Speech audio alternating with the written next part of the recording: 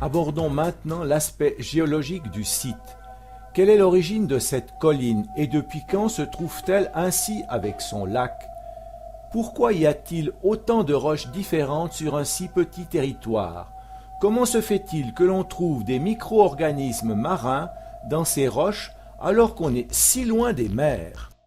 Il y avait autrefois, il y a 190 millions d'années, un océan en expansion entre les continents africains et européens.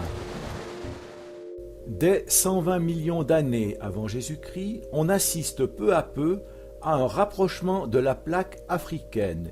Il y a absorption de la plaque océanique qui passe sous la plaque africaine. On appelle cela une zone de subduction. Le raclage de la plaque inférieure entraîne la formation de matériel, de débris divers. C'est ce qu'on appelle le prisme d'accrétion, visible sur ce graphique. C'est un peu comme si un trax ou un chasse-neige avait passé par là. Lors de la collision de la plaque africaine avec la bordure sud de la plaque européenne, la croûte terrestre se plisse, s'épaissit pour former les Alpes, il y a environ 20 millions d'années. Parallèlement à la montée des reliefs se fait une érosion par les pluies. La glace creuse des vallées. À part ces mouvements verticaux, il existe des mouvements horizontaux avec des décalages importants au niveau de la vallée du Rhône, entraînant la formation de failles. Ceci explique l'instabilité sismique de notre pays et sa richesse en sources thermales. 21 000 ans avant Jésus-Christ. La vallée du Rhône est sous une épaisse couche de glace, comme tout le plateau suisse. Seuls les sommets de plus de 1800 mètres émergent. 17 500 ans avant Jésus-Christ. Le glacier n'occupe plus que le fond de la vallée et ses coteaux. Le sommet de la colline de Montorge émerge. Une photo de mer de brouillard nous permet d'imaginer la situation. Environ 16 000 ans avant Jésus-Christ.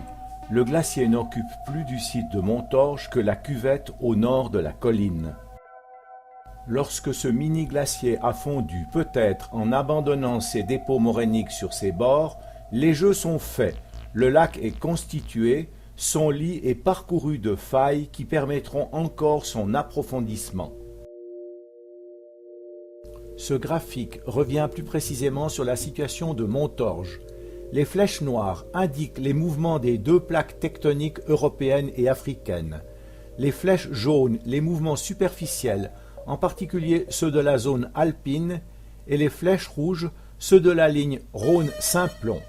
Ces derniers sont tout à la fois verticaux et horizontaux dans le sens nord-sud, mais aussi parallèles à la vallée du Rhône, entraînant des phénomènes de cisaillement.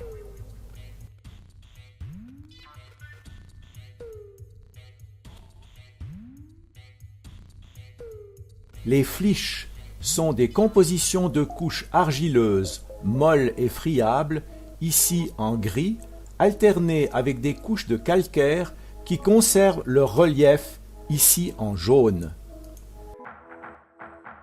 Sous l'effet de pressions extrêmes, alors que ces roches étaient dans la profondeur de la terre, elles se sont plissées.